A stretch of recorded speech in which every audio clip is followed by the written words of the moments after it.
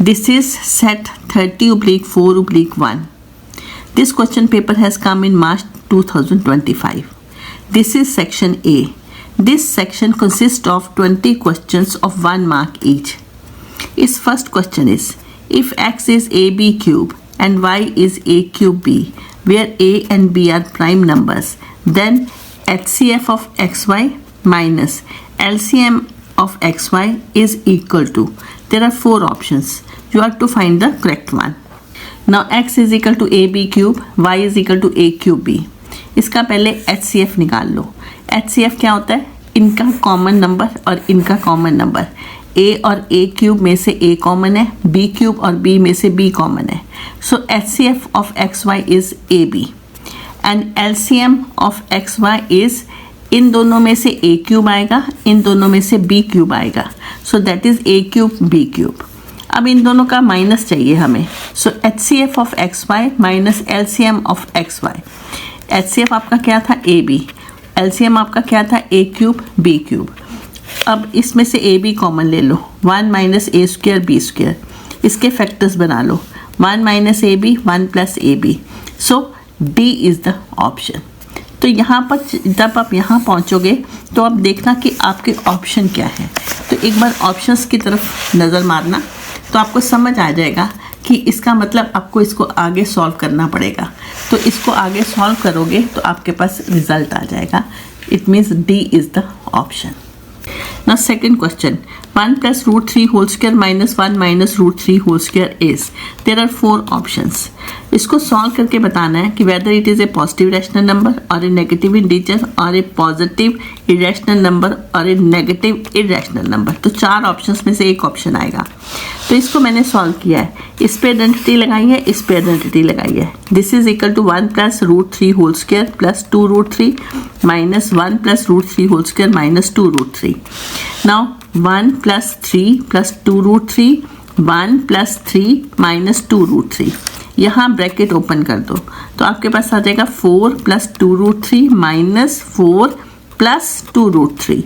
यहाँ से ये और ये कैंसिल हो गया. आपके पास आ गया 4 root 3. Now what is this? Positive irrational number. ये इरेशनल है और ये पॉजिटिव है. So this is positive irrational number. So C is the option. अब आप इसको ऐसे भी कर सकते हो, A square minus B square, और यहाँ पर फॉर्मूला लगेगा a माइनस बी और a प्लस बी. अगर आप उससे सॉल्व करोगे, शायद कई बच्चों ने किया भी होगा, तब भी आपका यही आंसर आना चाहिए. आपका पॉजिटिव इरेशनल नंबर आ जाएगा. C is the option. Third question, the value of a for which ax square plus x plus a is equal to 0 has equal and positive roots is, there are 4 options.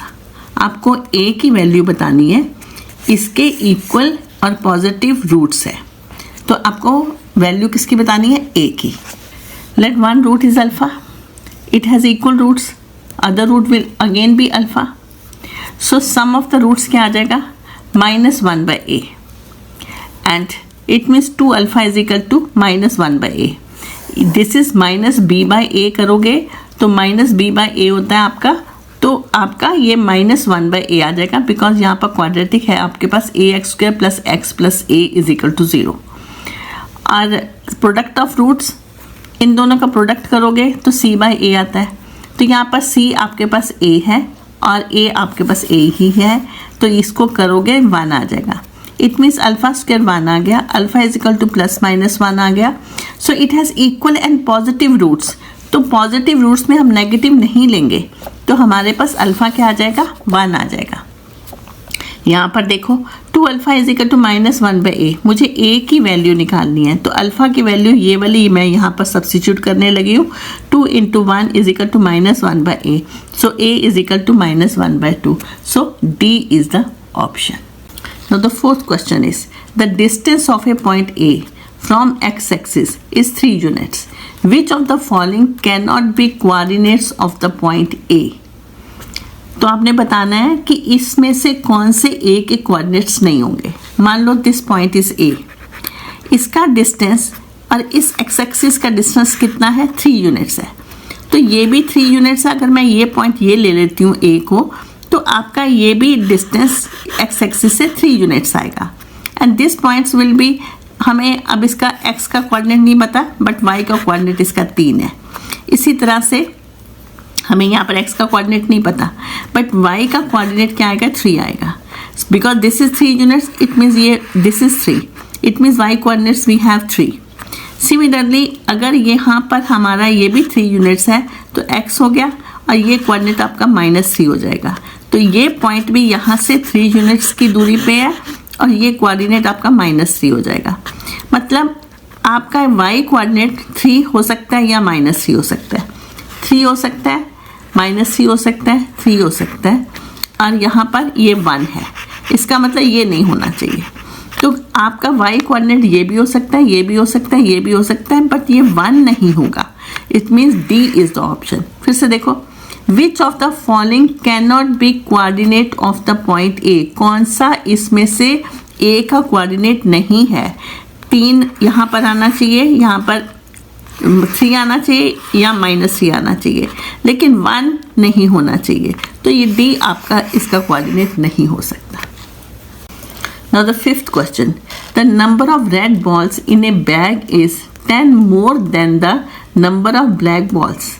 If the probability of drawing a red ball at random from this bag is 3/5, then the total number of balls in the bag is, there are 4 options. Red ball कितने हैं, 10 more than the number of black balls. अगर black ball उसमें x हैं तो red ball कितने हो जाएंगे, x + 10. If the probability of drawing a red ball at random from this bag is 3/5. Probability red ball draw करने की probability कितनी है, 3/5. तो आपको टोटल नंबर ऑफ बॉल्स बताने हैं। देखो, सपोज ब्लैक बॉल्स x है, रेड बॉल्स हो गए x + 10, तो टोटल बॉल्स कितने हो गए, इन दोनों को ऐड कर दो, ये आपके टोटल बॉल्स हो जाएंगे बैग के अंदर।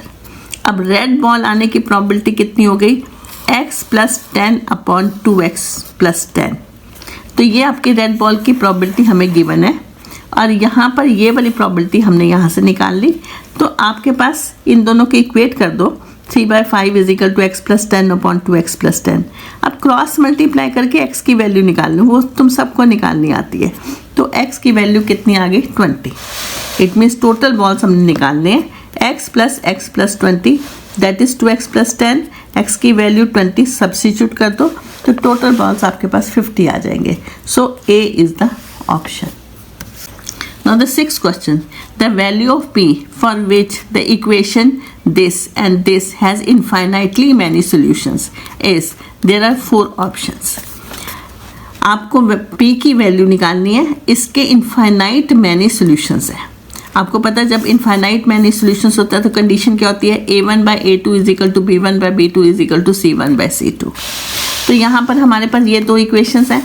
If the equation has infinitely many solution, condition क्या होगी, a1/a2 = b1/b2 = c1/c2। Substitute the values. अब इसको भी डिस्कस कर लो और इसको भी डिस्कस कर लो।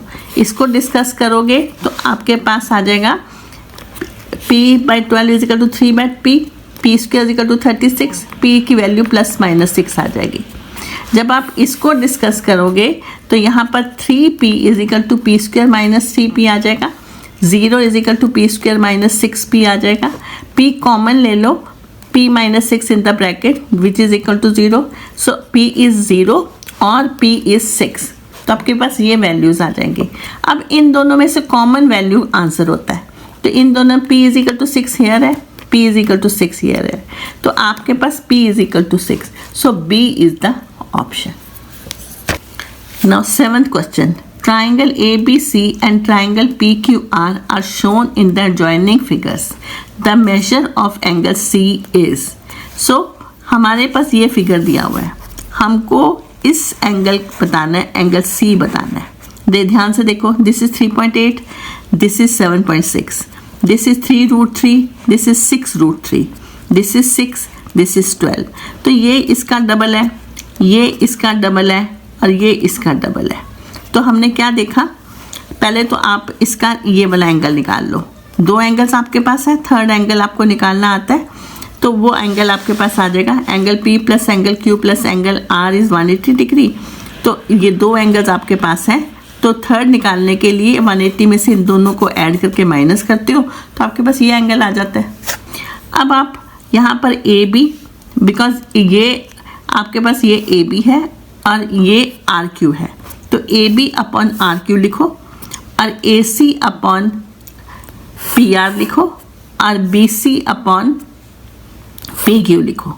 तो आप देखोगे ए बी ये है 3.8, आर क्यू 7.6 है, ए सी 3√3 है, पी आर 6√3 है, B C is 6 and P Q is 12। तो आप इनको कट करोगे, आपके पास आ जाएगा 1/2 is equal to 1/2 is equal to 1/2। It means sides are proportional. इससे हमें क्या समझ आ गया? इससे हमें समझ आ गया साइड्स प्रोपोर्शनल है। अगर साइड्स प्रोपोर्शनल है तो एंगल्स इक्वल आने चाहिए।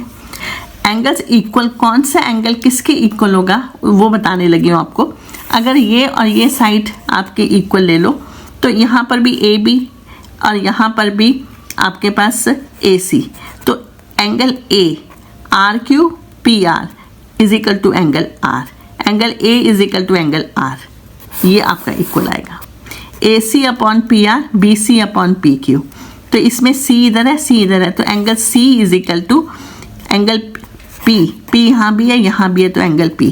तो आपके पास पी कितना हमने निकाला था 40 डिग्री, सो पी कितना निकाला था 40 डिग्री, तो angle C is equal to 40 degree. So D is the option. फिर से देख लो, यहाँ पर साइड्स प्रोपोर्शनल आ गई। साइड्स प्रोपोर्शनल है, इट मीन्स एंगल इक्वल है। एंगल इक्वल है तो कौन सा किसके इक्वल आएगा वो देखना है। तो आप इस साइड को ले लो, तो ये साइड आपके पास लिख ली। इट मीन्स ए बी, यहाँ पर ए सी, तो एंगल ए आएगा किसके इक्वल, आर क्यू पी आर, तो यहाँ पर आर इधर है आर इधर है, एंगल आर क्या आएगा, A C P R, A C upon P R, B C upon P Q, angle C, C यहाँ भी है यहाँ भी है, angle C, P R P Q is equal to angle P. तो वैसे भी अगर आप यहाँ से फिगर में भी देखोगे तो आपको पता चल जाएगा कि कौन सा किसके इक्वल आता है। और यहाँ पर इट मीन्स P आपके पास 40 डिग्री निकाला था आपने, तो C भी आपके पास क्या हो जाएगा 40 degree. So D is the option.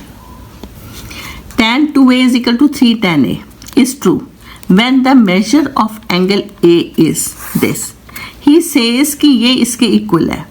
कब इक्वल है, कौन से एंगल पे ये इसके इक्वल है। तो आपके पास 4 ऑप्शंस है, तो उसमें से बताना है कौन से एंगल के लिए ये दोनों इक्वल होते हैं। तो मैंने ये 30 डिग्री सोचा कि ये इस पे आना चाहिए, तो मैंने 30 को ट्राई किया। अदरवाइज हिट एंड ट्रायल है, आप बाकी भी ट्राई करके देख सकते हो। अगर नहीं समझ आता तो बाकी भी ट्राई करके देख लो, बट मैंने यहाँ पर डायरेक्टली 30 से ट्राई कर लिया। Angle A is equal to 30 degree, tan 2A is equal to 3 tan A. Instead of A, I have written 30 degree. This becomes tan 2 into 30 degree is equal to 3 tan 30 degree. ये बना tan 60 degree. This is equal to 3 tan 30 की value 1/√3. tan 60 degree is √3 is equal to 3 can be written as √3 and √3. इनको हम कैसे लिख सकते हैं, √3 को एज ए √3 एंड यहाँ से ये कैंसिल हो गया, तो √3 is equal to √3 which is true. So D is the option. Now 9th question. Which of the following statements is true? A. Sin 20 degree greater than sin 70 degree. B. Sin 20 degree greater than cos 20 degree. C. Cos 20 degree greater than cos 70 degree. D. Tan 20 degree greater than tan 70 degree. इनमें से हमने true statement बतानी है। तो जरा cos से को discuss करते हैं। एंगल मैंने 0 लिया तो कॉस 0 1 हो गया। एंगल मैंने 45 डिग्री लिया तो कॉस 45 डिग्री सॉल्व करके देखो 0.7 आएगा। कॉस 90 डिग्री 0 आएगा। कॉस 45 डिग्री को सॉल्व करके फिर से बता देती हूँ कैसे मैंने सॉल्व किया। 1/√2 होता है, इसको रैशनलाइज किया, √2/2 आया, √2 की वैल्यू 1.414/2 आई, तो दैट इज इक्वल टू 0.7। इसका मतलब जैसे जैसे थीटा बढ़ा आपकी वैल्यू वैसे वैसे कम हो गई। As theta increases value of cos theta decreases. इसका मतलब अगर आपका यहाँ पर कॉस 20 है, कॉस 70 है, तो अगर ये जो एंगल अगर छोटा है तो उसका आंसर बड़ा आएगा, अगर एंगल बड़ा है तो उसका आंसर छोटा आएगा। तो इसका मतलब ये वैल्यू इस वैल्यू से बड़ी है. cos 20 is greater than cos 70. So it means cos 20 is greater than cos 70. So C is the option. Now question number 10. A 30-meter long rope is tightly stretched and tied from the top of pole to the ground. If the pole makes an angle of 60 degree with the ground, the height of the pole is, there are 4 options. Now this is the pole, this is the rope which is tied from the top of the pole to the ground, and length of this rope is 30 meter and this angle is 60 degree. I am to find the height of this pole. Let it be h. Now ABC is a right angle triangle. AB upon AC perpendicular upon hypotenuse, that is equal to sin 60 degree. So AB upon AC is equal to sin 60 degree. AB is h. h upon 30 is equal to root 3 by 2. Value of this is equal to root 3 by 2. Cross multiply कर दो, cross multiply करो, आपके पास h की value आ जाएगी which is 15 root 3. So D is the option. 11th question. On the top face of the wooden cube of side 7 cm, hemispherical depression of radius 0.35 cm are to be formed by taking out the wood. The maximum number of depression that can be formed is, there are 4 options. आपका पास एक cube है, cube के top face पे, cube के जो side है वो 7 centimetre है, उसके जो टॉप फेस पे कितने हेमिस्फेरिकल्स निकाल लिए गए, यहाँ से टॉप फेस से हेमिस्फेरिकल निकाल लिए गए, इसमें से लकड़ी खोद के इसको हेमिस्फेरिकल निकाल लिए गए, और एक हेमिस्फेरिकल की जो रेडियस था वो 0.35 सेंटीमीटर था. तो आपने बताना है maximum number of depressions that can be form. तो कितने यहाँ पर हेमिस्फेरिकल निकाले गए टॉप फेस पे. स्क्वायर, आपका क्यूब का जो टॉप फेस होता है वो स्क्वायर होता है, और क्यूब की साइड दी हुई है 7 सेंटीमीटर, और इसके ऊपर यहाँ से हेमिस्फेरिकल निकाल लिए गए, और एक हेमिस्फेरिकल का रेडियस है 0.35. ये पूरी लेंथ है आपकी 7 सेंटीमीटर. आपको बताना है कितने हेमिस्फेरिकल निकाले गए. अब आप देखो, top surface of A square, top surface of A cube is a square, ठीक है. Area of square is 7 into 7 centimetre means 49 centimetre square, and radius of one circle is 0.35. तो डायमीटर कितना हो गया, अगर ये आपका रेडियस 0.35 है तो ये डायमीटर पूरा ये हो गया 0.7. एंड तो आपके पास number of depression in one line, एक लाइन पे कितने डिप्रेशंस बनेंगे. आप इस 7 को आप 0.7 से डिवाइड कर दो तो आपके पास आंसर आ जाएगा कि एक लाइन में कितने डिप्रेशंस बने. तो वो 10 आ जाएगा. 7/0.7 सॉल्व करके देख लो, 10 आ जाएगा. अब ये एक लाइन में 10 हुए, इस लाइन में भी 10 हुए, तो टोटल कितने हो गए, 10 into 10 100. तो आपका आंसर आ गया 100. B is the option. Now इसको आप ऐसे भी कर सकते हो. अब इसका एक सेकंड मेथड भी बताने लगे हो. इसका एक और मेथड भी है. ये जो डिप्रेशन बना है ये एक स्क्वायर में है. Now this is a square, और इसका ये आपका 0.7 आपकी ये लाइन आ गई, तो ये भी आपकी 0.7 हो गई. तो एक इसका एरिया कितना हो गया, 0.7 into 0.7, और टोटल का एरिया हो गया 7 into 7.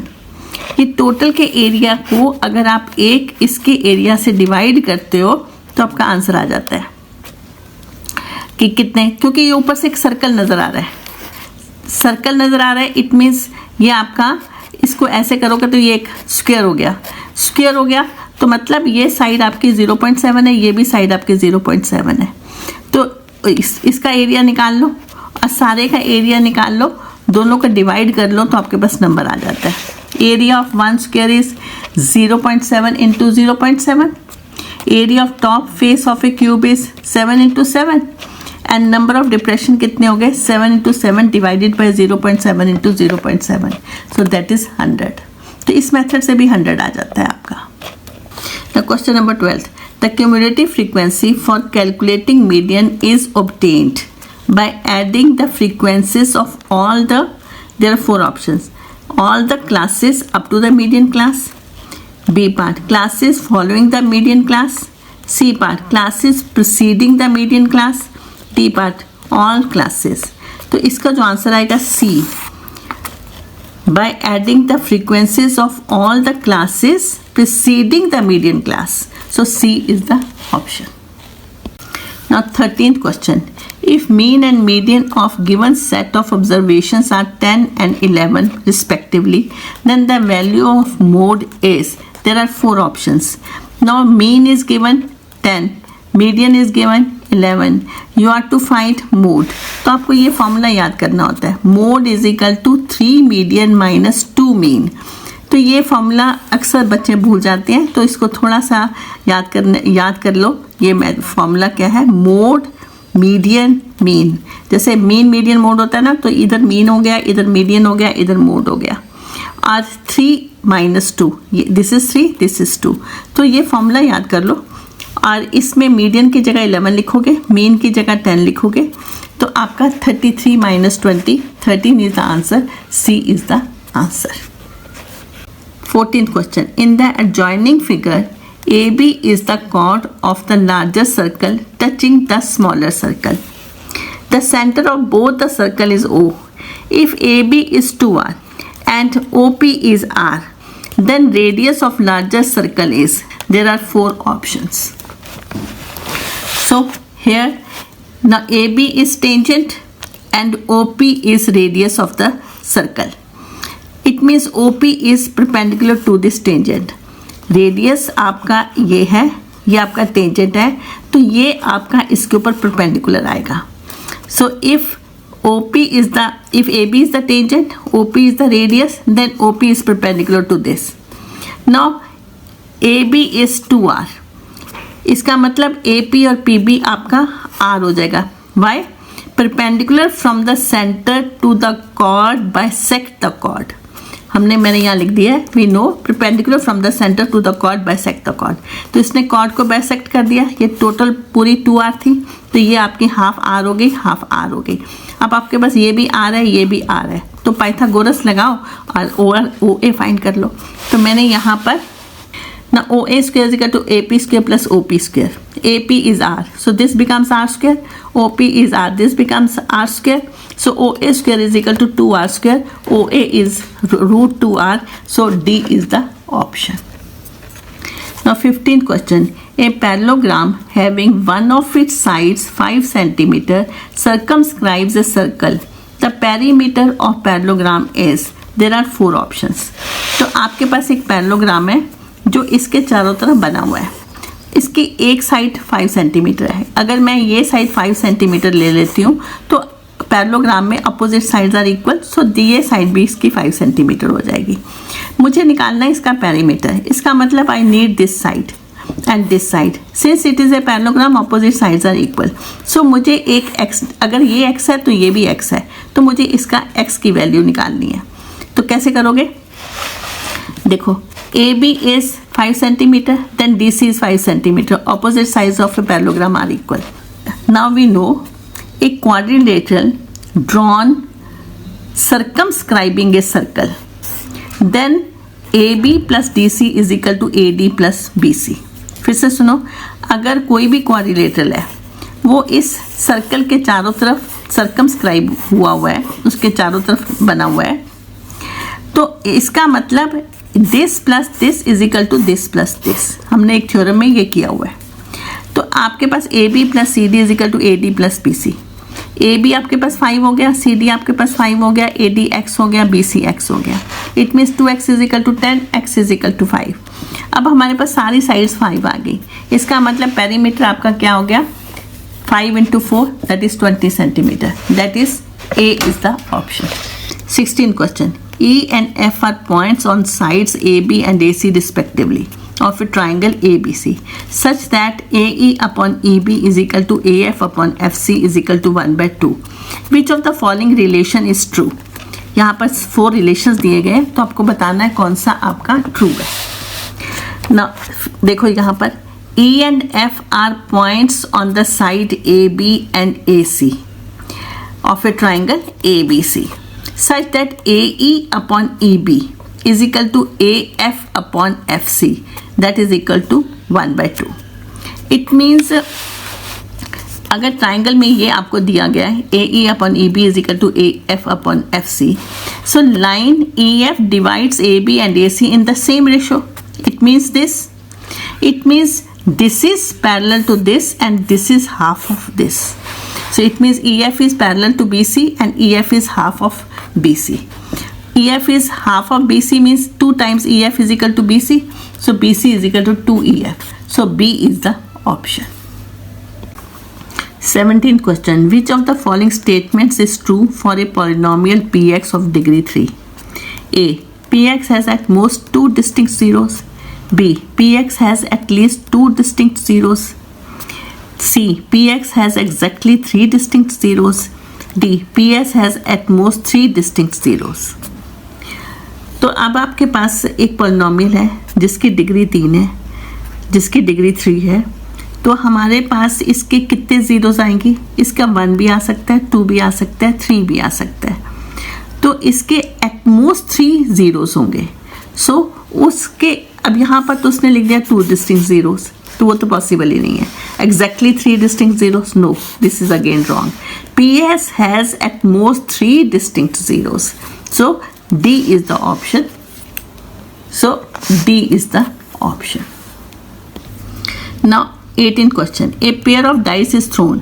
The probability that sum of numbers appearing on the top faces is at most 10 is, there are 4 options. तो आपने एक जब पेयर ऑफ डाइस फेंकते हो तो कितने एलिमेंट्स आते हैं सैम्पल स्पेस में? There are 36 elements. So sum of numbers appearing on the top faces is at most 10. It means ज़्यादा से ज़्यादा 10 होने चाहिए, तो 10 से कम भी हो सकते हैं. तो मैंने यहाँ पर सैम्पल स्पेस लिखा है कौन कौन से नंबर हो सकते हैं. तो it can be 1 1, it can be 1 2. देखो ऐड करते हो तो 2 आता है, 10 से कम है, 1 2 3 आता है, 1 3 4 आता है. तो इस तरह से अगर आप नंबर सारे लिख लेते हो तो ये everything should be in the bracket. तो सारे अगर नंबर आप लिख लेते हो तो आपके पास एक 6 5 होता है जो मोर देन 10 है, एक 6 6 होता है जो मोर देन 10 है, एक आपका 5 6 होता है जो मोर देन 10 है. एट मोस्ट 10 होने चाहिए. सो रिक्वायर्ड नंबर कितने होंगे? 33 divided by 36, that is 11/12. So 11/12 means D is the option. ये सबको आप ब्रैकेट में लिख देना. मैंने नहीं लिखे जल्दी जल्दी में, प्लीज आप ब्रैकेट में लिख लेना. Now direction. In question 19 and 20, a statement of assertion A is followed by a statement of reason R. Choose the correct option. A. Both assertion A and reason R are true and reason R is the correct explanation of assertion A. B. Both assertion A and reason R are true but reason R is not the correct explanation of assertion A. C. Assertion A is true but reason R is false. D. Assertion A is false but reason R is true. Now 19th question. Assertion A. 4 raised to power n ends with the digit 0 for some natural number n. Reason R. For a number x having 2 and 5 as its prime factors, x raised to power n always ends with the digit 0 for every natural number n. Now see here, 4 raised to power n ends with the digit 0 for some natural number n. अगर आप ये statement देखो ना तो आपका n को एक natural number ले लो. n can be 1, so this becomes 4. n can be 2, this becomes 16. n is 3, this becomes 64. इस तरह से आप अगले नंबर पे देख लो तो वो कभी भी जो नंबर आता है, आंसर आता है, वो कभी 0 से आपका एंड नहीं होता. तो अगर आप इस तरह से भी देखते हो तो आप क्या दोगे कि ये आपकी फॉल्स स्टेटमेंट है. बट इसका एक मेथड भी है कि अगर कोई भी नंबर 0 से एंड होता है तो उसके फैक्टर्स में 2 आना चाहिए और 5 आना चाहिए, तभी एंड में 0 आएगा. बट यहाँ जब हम फैक्टर्स बनाते हैं ना तो उसके 2 raised to power 2n, तो वहाँ पर टू फैक्टर्स बनते हैं, 5 उसमें नहीं आता, तो इसलिए ये आपका 0 से एंड नहीं होगा. So this is a false statement. Reason R, for a number x having 2 and 5 as its prime factors, x raised to power n always ends with the digit 0 for every natural number n. This is a true statement. कभी भी किसी number में 2 और 5 आता है तो वो 0 से एंड होता है, ठीक है. तो this is a true statement, this is a false statement. So this is false, this is true. So D is the option. तो मैंने इसका रीजन यहाँ पर लिख दिया है. Assertion A, if the number 4 raised to power n for any n were to end with the digit 0, then it would be divisible by 5. So it implies prime factors of 4 raised to power n would have the prime 5. उसमें एक 5 number होना चाहिए. But हमने जब इसको factors बनाए 4 raised to power n, that is equal to 2 raised to power 2n. But there we see the only prime in the factorization of 4 raised to power n have 2. तो इसमें कोई 5 तो आया ही नहीं. So there is no natural number n for which 4 raised to power n ends with the digit 0. So it is a false statement. Now 20th question, assertion A, tangents drawn at the end point of a diameter of a circle are always parallel to each other. Reason are, the length of tangents drawn to a circle from a point outside the circle are always equal. So assertion A, tangents drawn at the end point of a diameter. Now this is a circle, this is a diameter, these are two tangents, they are drawn at the end point of this diameter. Now this angle is 90 degree because radius is perpendicular to this tangent at the point of contact. This is 90 degree. So alternate angles are equal. So this line is parallel to this. So this is a true statement. Now reason R, the length of tangents drawn to a circle from the point outside the circle are always equal. Now this is a theorem and this is true. So assertion A is true, reason R is true, but reason R is not the correct explanation of assertion A. So B is the option. Now this is section B. This section consists of 5 questions of 2 marks each. 21st question. Solve the following system of equation algebraically. 30x plus 44y is equal to 10. 40x plus 55y is equal to 13. तो ये थोड़ी calculation ज़्यादा हो जाएंगी अगर हम इसको करने की कोशिश करें. तो बेटर है कि दोनों को पहले ऐड कर दो और दोनों को आपस में सब्ट्रैक्ट कर दो. ऐड करोगे you will get this, subtract करोगे you will get this. Now you have these two equations. Now it is easy to solve them. आप इनको solve कर लो, इसको आप 9 से multiply कर लो and you will get this. And यहाँ पर x की वैल्यू 1/5 आ जाएगी और x की वैल्यू सब्स्टिट्यूट करोगे तो y की वैल्यू आ जाएगी. So x की वैल्यू 1/5 है तो यहाँ पर आप इस इक्वेशन में सब्स्टिट्यूट कर लो तो y की वैल्यू 1/11 आ जाएगी. So that is the answer. Now 22nd question A part. A 1.5 meter tall boy is walking away from the base of a lamp post which is 12 meter high at the speed of 2.5 meter per second. Find the length of his shadow after 3 seconds. तो ये आपके पास lamp post है, ये आप boy की height है और ये बॉय यहाँ से इस लैम्प पोस्ट से इस साइड पे चल रहा है. तो वो किस स्पीड से चल रहा है 2.5 मीटर पर सेकेंड और 3 सेकेंड्स के बाद ये जो डिस्टेंस हो जाएगा 7.5 मीटर हो जाएगा. और हमें यहाँ पर उसकी शेडो है तो हमें इस शेडो की लेंथ बतानी है. तो इसको हमने x ले लिया है. तो हमारे पास यहाँ पर 2 ट्राइंगल्स हो जाएंगे, एक ये वाला और एक दिस बिगर वन, और दोनों सिमिलर हैं because this is a common angle. Angle 1 is equal to angle 2, both are 90 degree. So A criteria से, सिमिलैरिटी क्राइटेरिया से दोनों, तो ये दोनों ट्राइंगल्स आपके सिमिलर ट्राइंगल्स हो जाएंगे. तो साइड्स प्रोपोर्शनल आ जाएंगी. साइड्स प्रोपोर्शनल आएंगी, वहाँ से हम ए बी की वैल्यू फाइंड कर लेंगे.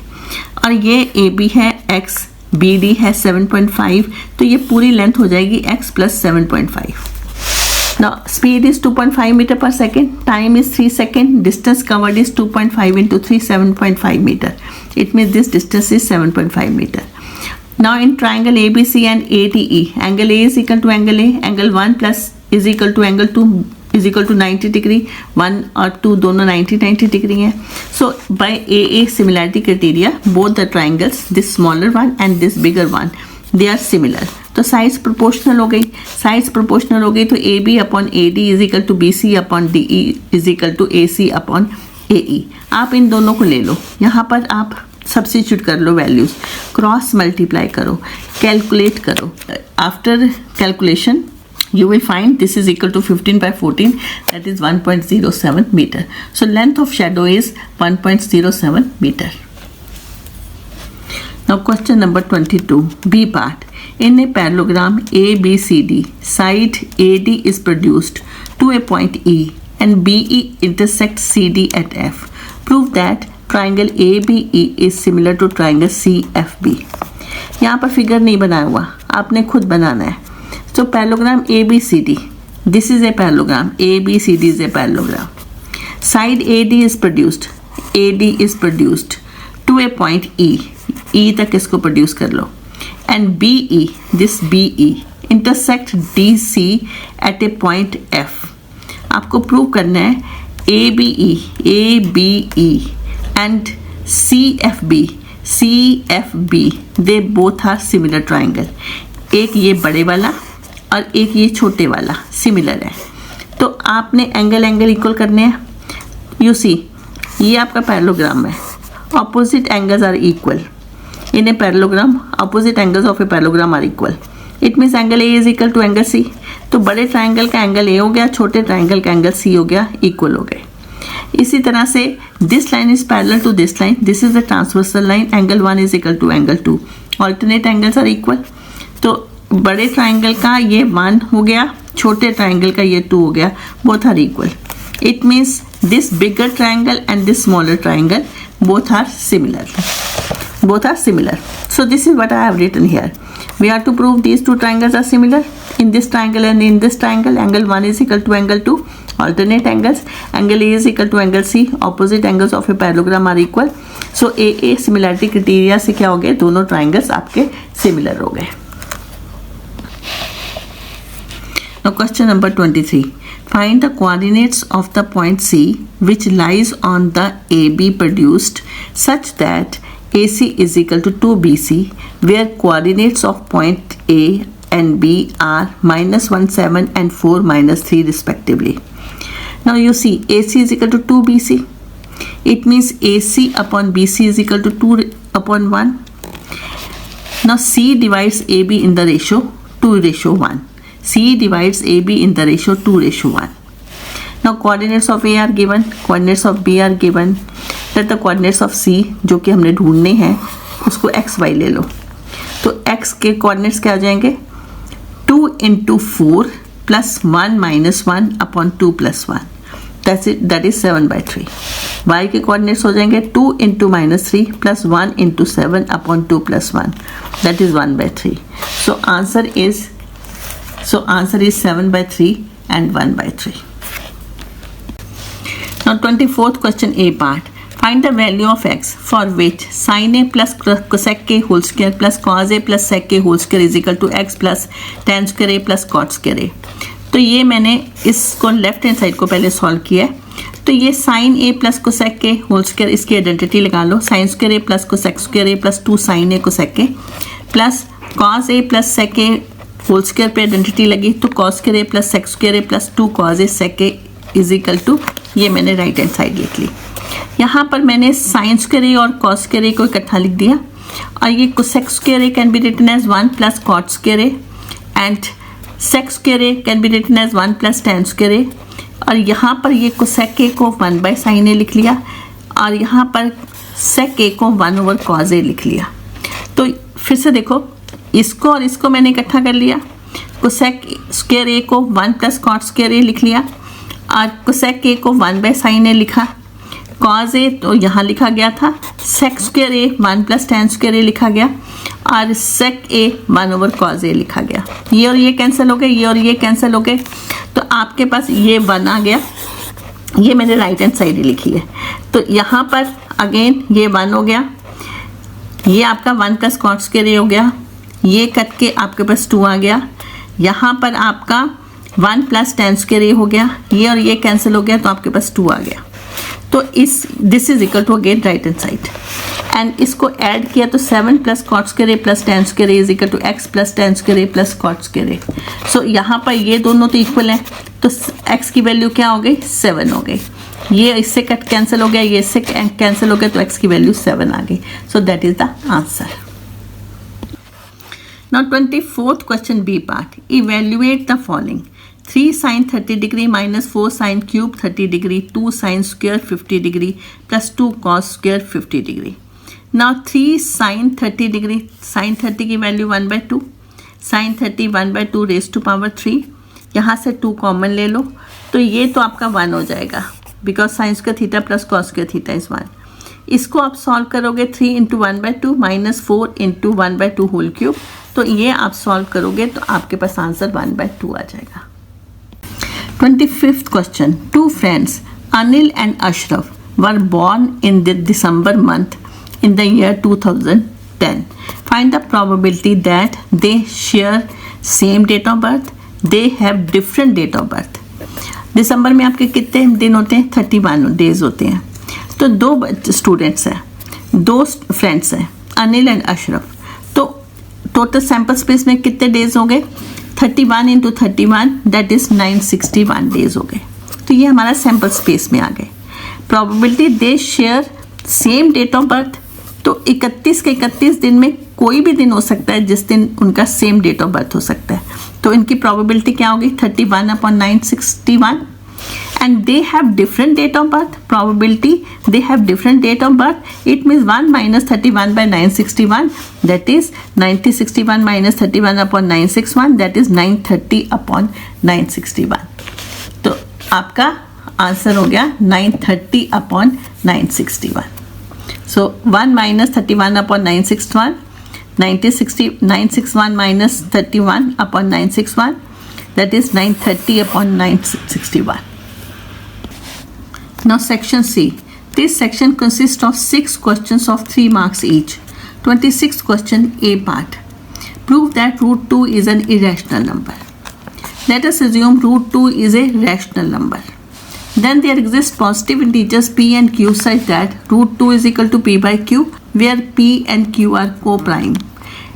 It means HCF of pq is 1 and this q is not equal to 0. Squaring both sides, you will get 2 is equal to p square by q square and cross multiply it. You will have 2q square is equal to p square. It means 2 divides p square. अगर 2p square को divide करता है तो 2p को भी divide करेगा, it means 2 divides p। अगर 2p को डिवाइड करता है तो p is equal to 2r आ जाएगा, where r is an integer. Squaring both side, p square is equal to 4r square, squaring both side p square is equal to 4r square. Instead of p square right 2q square, instead of p square right 2q square is equal to 4r square, divide by 2 you will have q square is equal to 2r square. It means 2 divides q square, it means 2 divides q, so 2 divides p, 2 divides q, it means 2 is a common factor of p and q, and what we have written here HCF of pq is 1, इसमें दोनों का HCF 1 है, यहाँ पर हमारा HCF 1 नहीं 2 भी आ रहा है, तो इसका मतलब आपका ये सपोजिशन रॉन्ग है और हमारा √2 एक इरेशनल नंबर है। On the next page I will write this. Now q square is equal to 2r square, 2 divides q square, 2 divides q, so by 1 and 2 p and q have at least 2 as a common factor, but we know HCF of pq is 1, so our assumption is wrong, √2 is a irrational number. Now 26th question B part. Let x and y be 2 distinct prime numbers and p is equal to x square y cube, q is equal to x y raised to power 4, r is equal to x raised to power 5, y raised to power 2. Find the HCF and LCM of PQR. Further check if HCF of PQR multiply LCM of PQR is equal to p into q into r or not. आपके पास p ये है, q ये है, r ये है, तो आप इसका HCF निकालो। अगर HCF ऑफ PQR का निकालोगे तो इसमें से कॉमन क्या आएगा x, और इसमें से कॉमन क्या आएगा y स्क्वायर। सो इसका HCF हो जाएगा x y स्क्वायर। अगर इसका LCM निकालोगे तो इसमें से बड़ी पावर आपकी ये है, तो x रेज़ टू पावर 5 आएगा, इसमें से बड़ी power y raise to power 4 है, तो आपका x raise to power 5 y raise to power 4 आ जाएगा। दोनों को मल्टीप्लाई करो, मल्टीप्लाई करके आपके पास x raise to power 6 y raise to power 6 हो जाएगा। Now p into q into r, इन तीनों की मल्टीप्लिकेशन करो। नाउ इन तीनों की मल्टीप्लिकेशन करो, इनको मल्टीप्लाई करोगे तो आपके पास क्या आना चाहिए, x raise to power 8, 2 + 1 3, 3 + 5 8, x raise to power 8 and y raise to power 9, 4 + 3 7, 7 + 2 9। तो ये आपके पास आएगा। इन तीनों की मल्टीप्लाई किया ये आया, इन दोनों को मल्टीप्लाई किया तो ये आया, and both are not equal. तो हमने यहाँ पर हमने यही चेक करना था कि HCF of PQR multiply LCM of PQR is it equal to P into Q into R, तो वो दोनों इक्वल नहीं आती। So HCF of PQR into LCM of PQR is this, P into Q into R is this, and both are not equal. Now 27th question. The monthly income of two persons are in the ratio 9:7 and their monthly expenditure are in the ratio 4:3.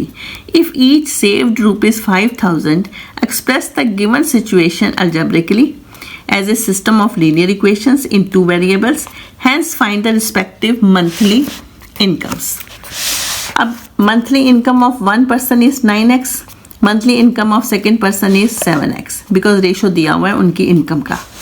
Expenditure of one person is 4y, expenditure of second person is 3y, again ratio दिया हुआ है तो हमने ये लिख लिया। अब saving लिखो, इसका मतलब एक बंदे की जो वन पर्सन की जो सेविंग होगी 9x minus 4y, and second बंदे की सेविंग होगी 7x माइनस 3y। तो यहाँ पर सेविंग्स हमने लिख ली, बिकॉज इनकम में से एक्सपेंडिचर माइनस करोगे बाकी सेविंग आएगा। तो यहाँ पर हमने ये दोनों की सेविंग्स लिख ली, और ये भी 5,000 के इक्वल है, ये भी 5,000 के इक्वल है। So equation becomes this. तो एक तो हमने अलजेब्रिकली इक्वेशन बनानी थी, अब इसको आप सॉल्व कर लो x और y के लिए, इसको सॉल्व कर लो। इसको मैंने यूनिटरी मेथड से सॉल्व कर दिया। इस इक्वेशन को 3 से मल्टीप्लाई किया तो आपके पास ये आ गया, और इस इक्वेशन को 4 से मल्टीप्लाई किया, यू विल गेट दिस। तो अब आपके पास x की वैल्यू 5,000 आ गई। सो monthly income of one person क्या होगी 9x, तो आपके 45,000 आ गई। Monthly income of second person that is 7x, 7 into 5,000 that is 35,000 आ गई। That is the answer. 28th question. Pxy q minus 2 minus 3 and r2 3 are the vertices of a right angle triangle PQR, right angled at P. Find the relationship between x and y. Hence find all possible values of x for which y is equal to 2. Now you see here Pxy, this point is Pxy, q minus 2 minus 3 and r2 3. They are the vertices of a right angle triangle right angled at P. तो ये P पे आपका right angled है, तो आपके पास ये सारी कोऑर्डिनेट्स आ गई। अगर ये राइट एंगल ट्राइंगल है, इट मीन्स पाइथागोरस लगेगी यहाँ पर। तो पाइथागोरस आप, it means QR² is equal to PR² plus PQ²। तो यहाँ पर आप QR डिस्टेंस फॉर्मूला QR पे लगा लो, PR पे लगा लो और PQ पे लगा लो। तो तीनों पे हमने डिस्टेंस फॉर्मूला लगा लिया। तो QR पे डिस्टेंस फॉर्मूला लगा and this is whole square, PR पे डिस्टेंस फार्मूला लगा, this is whole square, and PQ पे डिस्टेंस फार्मूला लगा, होल स्क्वायर। तो यहाँ पर नेक्स्ट पेज पे ये और ये कैंसिल हो जाएगा, ये और ये कैंसिल हो जाएगा, ये और ये कैंसिल हो जाएगा, अंडर रूट और 2 कैंसिल हो जाते हैं। तो अब इसको सॉल्व करोगे, आपके पास आ जाएगा 2 + 2 4, 4 raise to power 2 16, 3 + 3 6, 6 raise to power 2 that is 36। और सिमिलरली यहाँ पर भी आप नेक्स्ट पेज पे मैं इसको सॉल्व करके बताने लगे। तो यहाँ पर आ गया 16 + 36 is equal to x - 2 whole square plus y - 3 whole square plus x + 2 whole square plus y + 3 whole square. तो यहाँ पर आइडेंटिटी लगा लो, तो यहाँ पर सब जगह आइडेंटिटी लग गई। तो ये 6y से कैंसिल हो गया, -4x + 4x से कैंसिल हो गया। You are left with 52 is equal to 2x square plus 2y square plus 26। तो यहाँ पर आपके पास 52 को इस साइड ले जाओगे तो आपके पास आ जाएगा 0 is equal to 2x square plus 2y square minus 13। It means x square plus y square is equal to 13। Now y is equal to 2, अगर y की वैल्यू 2 आती है तो x की वैल्यू प्लस माइनस 3 आ जाती है। तो coordinates of p are 3 2 and minus 3 2। Again last में देखो, hence find all possible values of x for which y is 2। तो यहाँ पर हमारे पास y 2 गिवन है, तो हमने उसको सब्स्टिट्यूट कर लेना और x की वैल्यूज निकाल लेनी है। तो यहाँ पर हमने अगेन दोबारा से रिपीट कर रही हूँ, तो जब आपके पास ये इक्वेशन आ जाएगी तो आप इसमें y की वैल्यू 2 रखोगे और x की वैल्यू प्लस माइनस x की वैल्यू निकाल लोगे which is equal to plus minus 3। तो coordinates of p are 3 2 and minus 3 2। Now 29th question A part. Prove that cos A plus sin A minus 1 upon cos A minus sin A plus 1 is equal to cosec A minus cot A. तो आप numerator को और denominator को किससे divide करोगे? पहले sign ए से। तो ये साइन ए से डिवाइड करोगे तो आपके पास आ जाएगा cos A upon sine A plus sine A upon sine A minus 1 over sine A, and here you will have cos A upon sin A minus sin A upon sin A plus 1 over sin A. This becomes cot A, this becomes 1 and this becomes cosec A. Similarly, this is cot A, this is minus 1 and this is cosec A. अब आप इसको cot A minus cosec A को मैंने इस bracket में रखा, 1 को side में लेके गए और 1 की जगह मैंने cosec square A minus cot square A लिखा, बिकॉज हमें ये फॉर्मूला मालूम है cosec square A minus cot square is 1, तो 1 की जगह मैंने ये लिख दिया। सो यहाँ पर थोड़ा सा केयरफुली देख लो कि 1 की जगह मैं ये लिख सकती हूँ because this is our formula. And इसके फैक्टर्स बना लिए हमने। फैक्टर्स बनाने के बाद अब आपके पास ये है प्लस ये दो फैक्टर्स हैं, इन दोनों में से कॉमन निकालना है। तो कॉमन निकालोगे तो आपका कोसेक के माइनस कॉट ए कॉमन आ गया और अंदर क्या आ गया ब्रैकेट के अंदर -1 प्लस ये माइनस वाला बाहर आ गया था तो अंदर आ जाएगा कोसेक के प्लस कॉट ए। अब ये पूरी ब्रैकेट और ये पूरी ब्रैकेट कैंसिल हो गई, you are left with cosec के minus cot A. This is what you want to prove. Now 29th question B part, if cot theta plus cos theta is P, cot theta minus cos theta is Q, prove that P square minus Q square is equal to 4 times root P Q.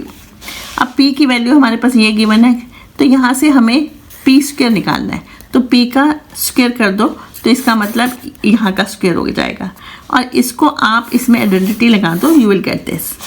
Q आपके पास है cot theta minus cos theta, Q square करो इसका भी square हो जाएगा, identity लगा दो, you will get this. Now find P square minus Q square. तो पी स्क्वायर आपके पास ये है, क्यू स्क्वायर आपके पास ये है, तो दोनों को माइनस कर दो। करने के बाद आप देखोगे कॉट स्क्वायर थीटा और माइनस कॉट स्क्वायर थीटा ये कैंसिल हो गया, ये कैंसिल हो गया and you are left with this. अब मुझे क्या करना है, अब मुझे ये 4 रूट पी क्यू की वैल्यू निकालनी है। पी हमारे पास ये है, क्यू हमारे पास ये है, तो दोनों की वैल्यू सेम आ जाएंगी। अब हमने P square minus Q square ये फाइंड कर लिया।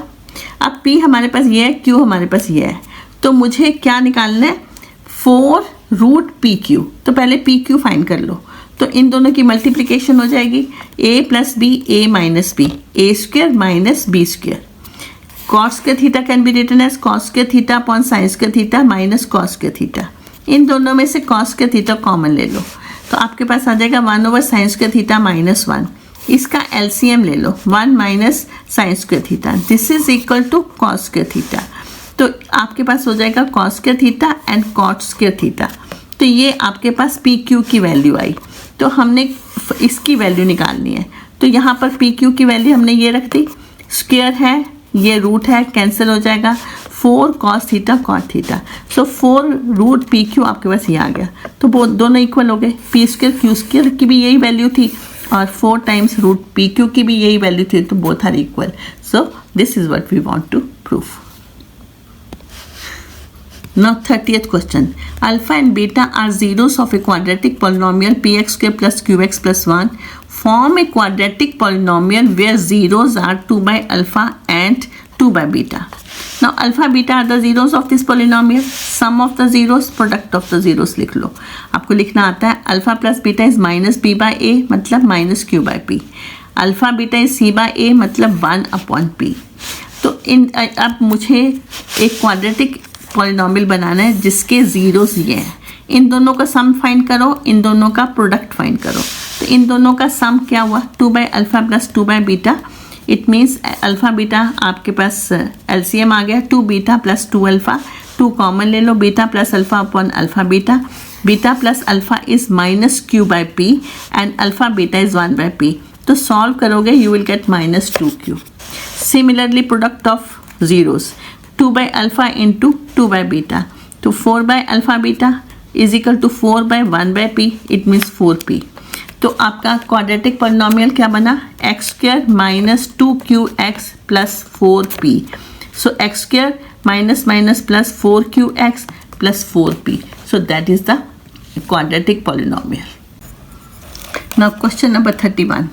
Rectangle ABCD circumscribes the circle of radius 10 cm. Prove that ABCD is a square. Hence find the perimeter of ABCD. आपके पास एक रेक्टेंगल है जो कि इस सर्कल के चारों तरफ बना हुआ है और हमें प्रूव करना कि ये एक स्क्वायर है और हमें इसका पेरीमीटर भी फाइंड करना है जबकि हमें रेडियस दिया हुआ है 10 centimetre. Let me read it again. Rectangle ABCD circumscribes the circle at radius 10 cm. Prove that ABCD is a square. Hence find the perimeter of ABCD. हमें इसको स्क्वायर प्रूव करना है. Now given ABCD is a rectangle circumscribing a circle. हमको क्या prove करना है ABCD is a square. Now this AP is equal to AS, PB is equal to BQ and RC is equal to QC and RD is equal to DS. Why? Tangents drawn from an external point to the circle are of equal length. इसका मतलब ये length और ये length equal है. But हमें थोड़ा ध्यान से करना है कि हम AP को लेंगे पहले, इसके इक्वल करेंगे. ये this is equal to this. तो ये पूरी लाइन को हमने पहले कवर करना है. फिर इस लाइन को किया this is equal to this, this is equal to this. थोड़ा सिस्टमेटिकल वे से लिखेंगे. Now AP is equal to AS, PB is equal to BQ, RC is equal to CQ, DR is equal to DS. Why? Tangents drawn from external point to the circle are of equal length. इन सबको add कर दो, इनको भी add कर दो और इनको भी ऐड कर दो. जब आप इनको ऐड करोगे आपके पास ये आ जाएगा, इनको ऐड करोगे तो आपके पास ये आ जाएगा. Now see AP plus PB, AP plus PB, that is AB. So this is AB. RC plus DR, this is CD. AS plus DS, this is AD. BQ plus CQ, that is BC. तो ये आपका this is equal to this. Now since this is a rectangle, so opposite sides of a rectangle are equal. So AB is equal to CD and AD is equal to BC. So हमने यहाँ पर CD की जगह AB लिख दिया और BC की जगह AD लिख दिया. 2 times AB is equal to 2 times AD. So AB is equal to AD. Now AB is equal to AD. तो ये अब रेक्टेंगल में क्या होता है this side is equal to this side. हमने प्रूफ क्या कर दिया AB is equal to AD. तो आपकी चारों साइड्स इक्वल आ गई. Now AB is equal to AD, तो आपकी ये चारों साइड्स इक्वल आ गई. So ABCD is a square. Now look here, this is radius 10 centimetre. It means this is radius 10 centimeter. This whole diameter is equal to 20 centimeter. It means AD is 20 centimeter. Since it is a square, all sides are equal. So 20 into 4, that is 80. So perimeter is equal to 80 centimeter. Look here. This whole length is 20. It means this length is 20. And this length is 20. This length is 20. This length is 20 because this is a square. और इसका perimeter होगा 4 times its side, that is 4 into 20, that is 80. So this is what I have written here. So यहाँ पर हमारा radius OR is equal to 10 centimeter, diameter is equal to 20 centimeter, AD is equal to 20 centimeter, perimeter of a square is 20 into 4, that is 80 centimeter. Now section D. This section consists of 4 questions of 5 marks each. 32nd question A part. The sides of a right triangle are such that the longest side is 4 meter more than the shortest side and the third side is 2 meter less than the longest side. Find the length of each side of the triangle. Also find the difference between the numerical value of the area and the perimeter of the given triangle. Now this is a right angle triangle. हमें मालूम है कि इसकी जो right angle triangle में जो आपका hypotenuse होता है that is the longest side. तो he says the longest side, what he says here, longest side is 4 metre more than the shortest side. तो पहले शॉर्टेस्ट साइड को x ले लेते हैं. Let B C is the shortest side because इन दोनों में से कोई भी शॉर्ट हो सकती है. तो हमने बी सी को शॉर्टेस्ट साइड ले लिया. ए सी आपकी ये हो जाएगी x plus 4. Next he has written and the third side is 2 metre less than the longest side. अगर लॉन्गेस्ट साइड x प्लस 4 है तो this side will be 2 less than this, that is x plus 4 minus 2, that is x plus 2. तो ये आपकी ये side आ जाएगी. तो तीनों साइड्स आपके पास हैं. इसमें पाइथागोरस लगेगा since this is A right angle triangle. तो पाइथागोरस लगा के हमने यहाँ पर x की वैल्यू फाइंड करनी है. Now see, AC hypotenuse is the longest side. Let BC is the shortest side. BC is x. AC is x plus 4, and AB is x plus 4 minus 2. That is x plus 2. So this is the right angle triangle. AC square is equal to AB square plus BC square. तो AC आपका x plus 4 whole square plus x plus 2 whole square plus x square. Now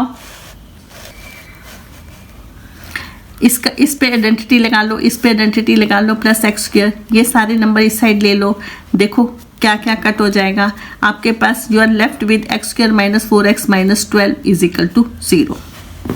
now this is the quadratic. Factorise it. X square minus 6x plus 2x minus 12 is equal to 0. इसके दो factors बनेंगे, x minus 6 x plus 2 is equal to 0. या तो x 6 हो जाएगा या x minus 2 हो जाएगा. x की वैल्यू माइनस 2 नहीं हो सकती बिकॉज साइड ट्राइंगल की नेगेटिव नहीं हो सकती. तो इसका मतलब x की वैल्यू क्या होगी 6. अब आप BC 6 आ गया, AC 10 आ गया, AB 8 आ गया. अब हमें इसका एरिया फाइंड करना है और पेरीमीटर फाइंड करना है बिकॉज हमें उनका डिफरेंस फाइंड करना है. सो एरिया हो गया half into BC into AB, half into 6 into 8 that is 24 metre square. और पेरीमीटर हो गया 6 plus 10 plus 8 that is 24 metre. And difference between the numerical value of the area and the perimeter is 24 minus 24 that is equal to 0. So that is the answer. Now 32nd question B part. Express the equation x minus 2 upon x minus 3 plus x minus 4 upon x minus 5 is equal to 10 by 3. X is not equal to 3 and 5 as a quadratic equation in standard form. Hence find the roots of the equation so formed. आपके पास ये equation है, इसका LCM ले लो. इसको हमने quadratic equation standard form में लिखना है. तो इसका LCM आ गया ये, और आपके पास in the numerator you will get this and this is equal to 10 by 3. इसको इससे मल्टीप्लाई किया you will get this, इसको इससे मल्टीप्लाई किया you will get this, upon इनको मल्टीप्लाई किया you will get this is equal to 10 by 3. अब आप इसको सॉल्व करोगे तो आपके पास ये आ जाएगा. क्रॉस मल्टीप्लाई करो you will get this. Take all these numbers to this side, you will have this and this is, इसको सिंप्लीफाई करोगे तो आपके पास आ जाएगा minus 4x square plus 38x minus 84 is equal to 0. Divide by 2 minus 2 you will have 2x square minus 19x plus 42 equal to 0. Now you have 2x square minus 19x plus 42 is equal to 0. इसको अब आप इसके factors बना लो. You will have 2x square minus 12x minus 7x plus 42 is equal to 0. Take 2x common, x minus 6 in the bracket minus 7 common. You will have x minus 6 in the bracket equal to 0. X minus 6, you will have x minus 6 as common. 2x minus 7 in the bracket equal to 0. Either this is 0 or this is 0. x की value आपके पास 6 आ जाएगी, x की value 7 by 2 आ जाएगी. So they are the roots of the quadratic equation. Now 33rd question A part. The corresponding sides of triangle ABC and triangle PQR in the ratio 3:5. AD perpendicular to BC and PS perpendicular to QR as shown in the following figure. Prove that triangle ADC is similar to triangle PSR. If AD is 4 cm, find the length of PS. Third, using second, find area of triangle ABC ratio area of triangle PQR. तो आपके पास ये figure भी given है, आपने ये तीनों का आंसर देना है. तो फर्स्ट फिर से एक बार देख लो. The corresponding sides of triangle ABCD and PQR in the ratio 3:5. इसका मतलब इसकी ट्राइंगल्स की जो साइड्स की रेशो है और इनकी साइड्स की रेशो है वो है 3:5. इसका मतलब AB upon PQ, BC upon QR, AC upon PR that is equal to 3/5.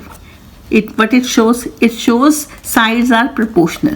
अगर sides proportional है तो angles equal आ गए. तो अगर sides proportional है, it's a similar triangle. Similar triangle, it means angles are equal.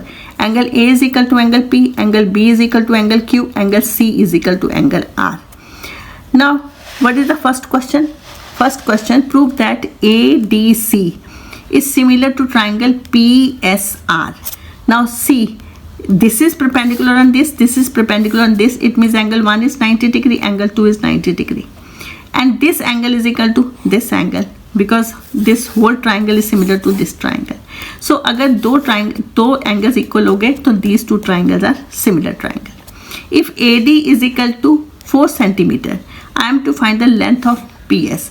तो वो मैंने नेक्स्ट पेज पे जब ये दोनों ट्राइंगल सिमिलर होते हैं तो इनकी साइड्स प्रोपोर्शनल होती हैं, तो वहाँ से हम ये आपका PS फाइंड कर लेंगे. And the third is using second find area of this triangle ratio area of this triangle. तो वो हमने जो इसको यूज़ करते हुए हमने इनकी रेशो निकालनी है, तो वो मैं नेक्स्ट पेज पे समझाने लगी. Now look here, sides of triangle ABC and triangle PQR in the ratio 3:5. It means AB upon PQ, BC upon QR is equal to AC upon PR is equal to 3/5. It implies sides of triangle ABC and PQ are proportional.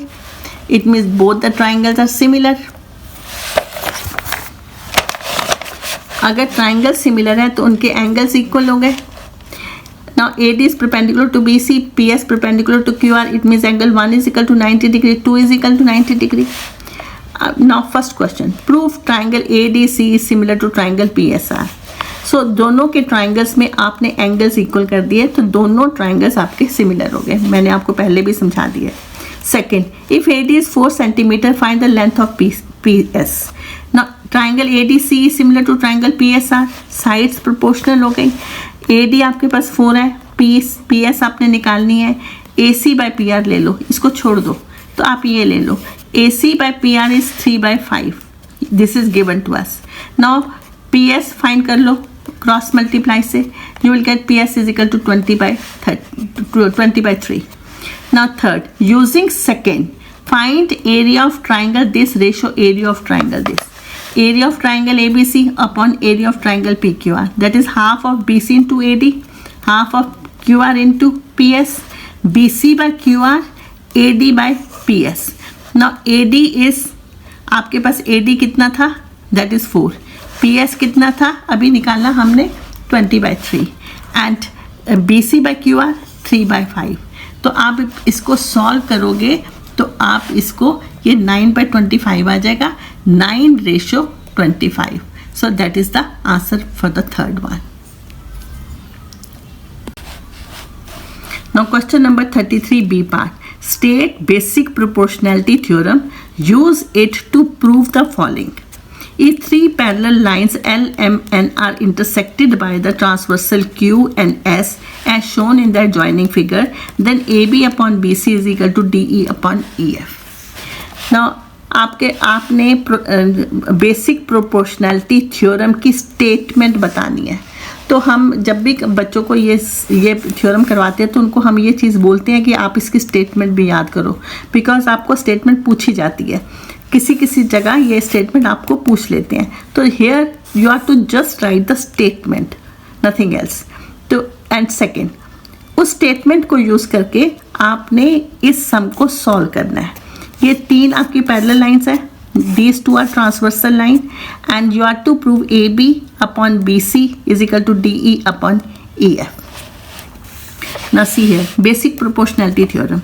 If a line is drawn parallel to one side of a triangle to intersect the other 2 sides in distinct points, the other 2 sides are divided in the same ratio. If a line is drawn parallel to one side of a triangle to intersect the other 2 sides in distinct points, the other 2 sides are divided in the same ratio. ये आपकी basic proportionality theorem है। यहाँ पर हमने ये figure हमें दिया था, हमने इसको ज्वाइन कर लिया और ये आपकी इस लाइन को G पे इंटरसेक्ट कर रहा है। Now join AF which intersect BE at G. Now in this triangle, this is parallel to this. If this is parallel to this, then AB upon BC is equal to AG upon GF. So this is what I have written here. In triangle AFD, GE parallel to this. It means this upon this is equal to this upon this. It means EF upon DE is equal to GF upon AG. अब इसको आप reciprocal करके लिख लो, तो that is DE upon EF is equal to AG upon GF. From 1 and 2, this is AG upon GF, this is AG upon GF. ये दोनों equal है, इसका मतलब ये और ये भी इक्वल है. It means AB upon BC is equal to DE upon EF. Now 34th question. A wooden cubicle is formed by forming hemispherical depressions on each face of the cube such that face 1 has 1 depression, face 2 has 2 depressions, and so on. The sum of numbers of hemispherical depressions on opposite faces is always 7. If the edge of cubical die measures 5 cm and each hemispherical depression is of diameter 1.4 cm, find the total surface area of the die so formed. तो इस सम को मैं इस figure से समझाने लगी हूँ। आपके पास एक वुडन क्यूबिकल डाई दिया गया है, इस पे एक सपोज करो दिस इज द फेस 1, इस पे एक डिप्रेशन है और इसके ऑपोजिट यहाँ पर 6 डिप्रेशन है, इन दोनों को ऐड करके 7 बनता है। इसी तरह इस फेस पर 3 डिप्रेशन है और इस फेस पर 4 हेमिस्फेरिकल डिप्रेशंस हैं, दोनों को ऐड करके 7 बनता है। तो आपने इस पूरे क्यूब का सरफेस एरिया बताना है। तो पहले तो आप ये समझने की कोशिश करो कि इस लाइन का कोई अर्थ नहीं है, कोई मीनिंग नहीं है कि इन दोनों को ऐड करके 7 बनता है, इसका कहीं यूज़ नहीं है। आपको इस पूरे क्यूब का एरिया बताने के लिए इट मीन्स आप सारे के एरिया फाइंड ले लोगे क्यूब का, दैट इज 6l²। उसमें ये टोटल कितने हेमिस्फेरिकल बने, इन दोनों को मिला के 7, इन दोनों को मिला के 7, फ्रंट इसमें और बैक इसमें 7, टोटल 21 हेमिस्फेरिकल आपके डिप्रेशंस बनेंगे। तो अगर आपने इस क्यूब का इस तरह के से बने क्यूब का जो एरिया निकालना है तो कैसे करोगे, पहले तो पूरे क्यूब का एरिया निकालोगे, उसमें से ये सर्कल नज़र आ रहे हैं तो इस सर्कल आप इन सर्कल को माइनस करोगे, 21 सर्कल्स हैं तो माइनस आप इन 21 सर्कल्स का एरिया माइनस करोगे और उसमें क्या ऐड करोगे, 21 हेमिस्फेरिकल का एरिया ऐड करोगे। तो आपके पास इस टोटल क्यूब का एरिया आ जाएगा, जो इस तरह से बना हुआ क्यूब है उसका एरिया आपके पास आ जाएगा। एक बार फिर से सुन लो, इस क्यूब को आपने पेंट करना है। अब पेंट करोगे तो कहाँ कहाँ पेंट होगा, पूरे क्यूब के ऊपर पेंट होगा, आपका ये सारा पोर्शन पे यहाँ पर पेंट होगा, तो जहाँ जो ये सर्कल नज़र आ रहा है वहाँ पेंट नहीं होगा। इसका मतलब आप इन सर्कल्स पे पेंट नहीं करोगे तो वो एरिया माइनस होगा। प्लस इसके अंदर जो आपका हेमिस्फेरिकल बना है वहाँ पेंट होगा, इसका मतलब आपने उस हेमिस्फेरिकल को भी पेंट करना है। तो आपका एरिया क्या बनेगा, इस पूरे का एरिया माइनस 21 सर्कल्स का एरिया प्लस 21 हेमिस्फेरिकल का area.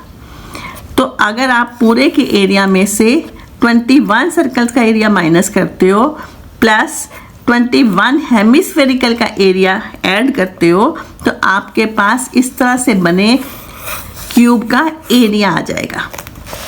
So edge of the cube is 5 centimeter. Diameter of hemispherical is 1.4 centimeter. Radius of hemispherical is 0.7 centimeter. Required area is 6 L square minus 21 pi r square plus 21 2 pi r square. ये circle का area हो गया जो कि minus हुआ है. ये hemispherical का एरिया है जो कि ऐड हुआ है. तो L यहाँ पर 5 है. 6 into 5 whole square minus 21 pi r square plus 42 pi r square. इनको ऐड कर दो, that is 21 pi r square. Substitute the values. You will have 150 plus 21 into 22 by 7 into 0.7 into 0.7. 150 plus 21 into 22 by 7 into 7 by 10 into 7 by 10. It is 150 plus 3234 upon 100. इसके decimal में convert कर लो. 32.34 add कर लो. 182.34 centimetre square. That is the answer. Now 35th question. The following table shows the number of patients of different age groups who were discharged from the hospital in a particular month. तो ये आपकी as लिखी हुई है. Number of patients discharge आपको ये दिया हुआ है. तो आपके पास you have to find the mean and mode of the above data. तो मैं आपको मीन और मोड बताना है इस डेटा का. और मुझे लगता है ये सब बच्चों को आता है. मीन निकालना आता है, मोड निकालना आता है. तो मैं थोड़ा फास्ट इसको समझा रही हूँ और आप मेरी वीडियो पॉज करके इसको देख सकते हो. सो यहाँ पर आपके पास इंटरवल है. ये एफ आई है, दिस इज एक्स आई. इन दोनों को ऐड करके बाय 2 करते हो तो एक्स आई आ जाता है. इन दोनों की मल्टीप्लिकेशन आपकी एक्स आई एफ आई आपके पास आ गया. इसको ऐड किया दिस, इसको ऐड किया, you will get this. Mean का फॉर्मूला होता है sigma F I x I upon sigma F I. Just substitute the values, you will gate 35.37.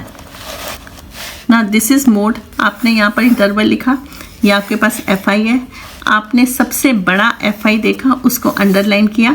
This is F1, this is F0, this is F2 and this is L and this is H. तो आपके पास सारी values हैं. आपके पास mode का formula लिखो, L plus F1 minus F0 upon 2 F1 minus F0 minus F2 into H. Just substitute the values. Value substitute करोगे, you will have 35 plus 20 upon 11. 20 upon 11 is equal to 1.8. So that is 36.8. That is the answer. Now section E. This section consists of 3 case study based questions of 4 marks each. Question number 36.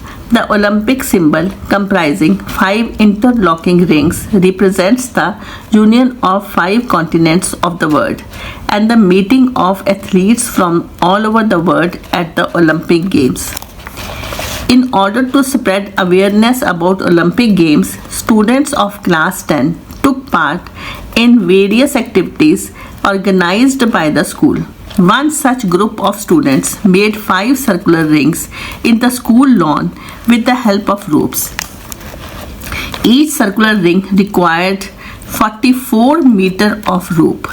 Also, in the shaded regions as shown in the figure, students made rangoli showcasing various sports and games.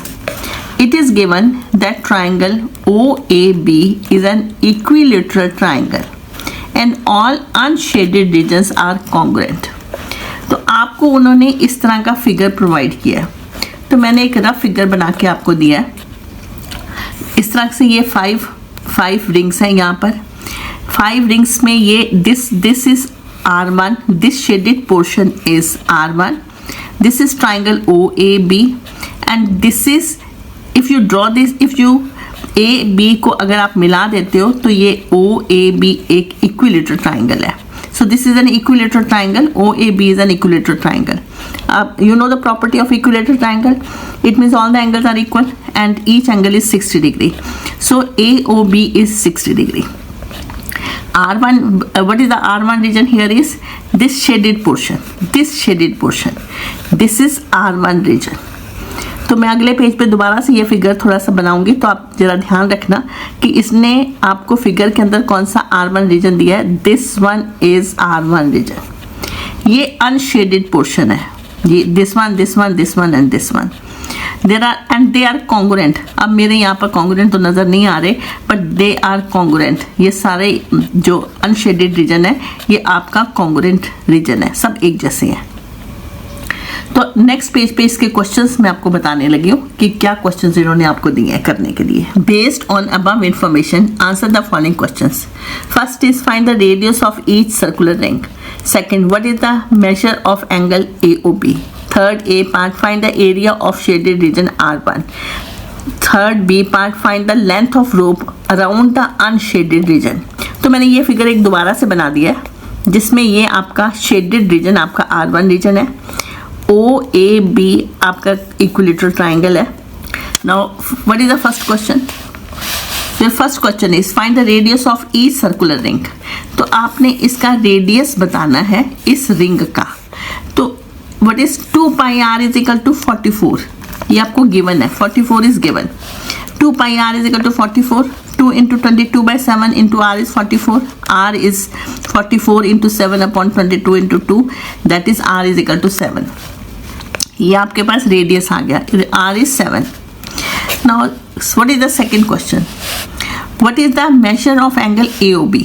AOB तो मैंने आपको बताया this is an equilateral triangle, so each angle is equal, so this angle is 60 degree. So AOB equilateral triangle का हर एक angle 60 degree का होता है, तो आपको मालूम है ये चीज़। So angle AOB is 60 degree. Now third A part, find the area of shaded region R1। आपका ये R1 शेडेड रीजन है, मैंने फिर से ये फिगर दोबारा बना दिया आपको, और ये आपका R1, this shaded portion is R1। सबसे लेंथी क्वेश्चन आपका A पार्ट है, थर्ड का B पार्ट और पार्ट है, that is an easy part. तो अगर आपका और आएगा तो आप इसको छोड़ोगे, B वाला ही करोगे। चलो लेकिन मैं इसको आपको समझा देती हूँ ना। Third A part, find the area of shaded region R1।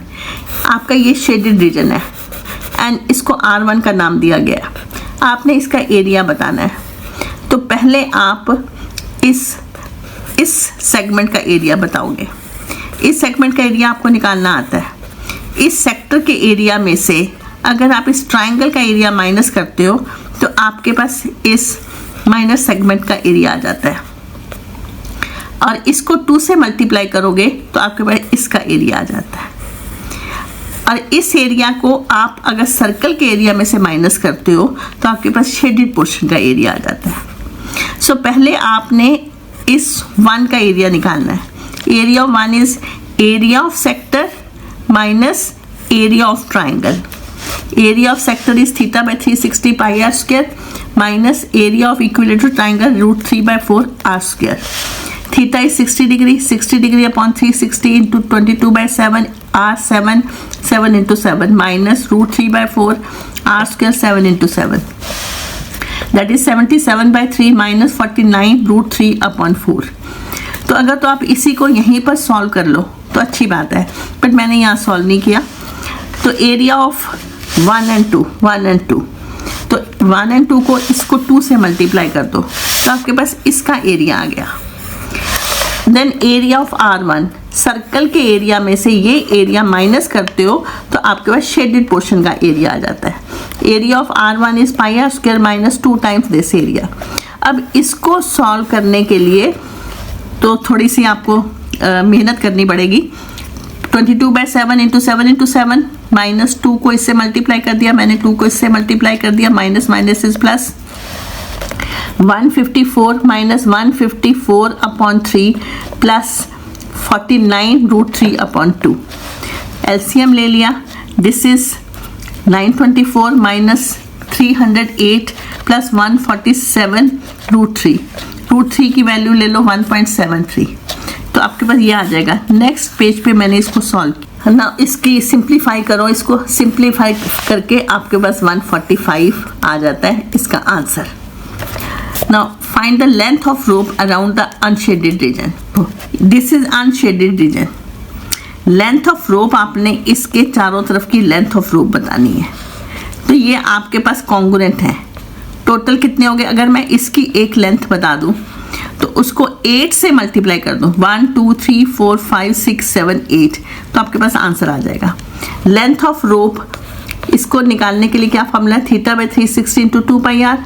Theta आपके पास है और आर आपके पास है, तो उससे आपके पास ये लेंथ निकल आएगी और उसको आप 8 से मल्टीप्लाई करोगे तो ये सारी लेंथ आपके पास आ जाएगी। तो आपका क्वेश्चन सॉल्व हो जाता है। Now third B part, find the length of rope around the unshaded region. Length of arc AB is theta by 360 into 2 pi r. Length of arc AB is 60 by 360 into 2 into 22 by 7 into 7, that is equal to 22 by 3. So total length of rope around unshaded region is 8 into 22 by 3, that is 176 by 3, that is 58.6 meter. Now question number 37. Cable cars at hill stations are one of the major tourist attractions. On a hill station, the length of cable car ride from base point to topmost point on the hill is 5,000 meter. Poles are installed at equal intervals on the way to provide support to the cable on which car moves. The distance of first pole from basic point is 200 meter and subsequent poles are installed at equal intervals of 150 meter. Further, the distance of last pole from the top is 300 meter. तो इस तरह का figure आपको एक provide किया गया है। ये केबल कार्स हैं, ये सपोर्ट के लिए पोल्स बीच में प्रोवाइड किए गए हैं।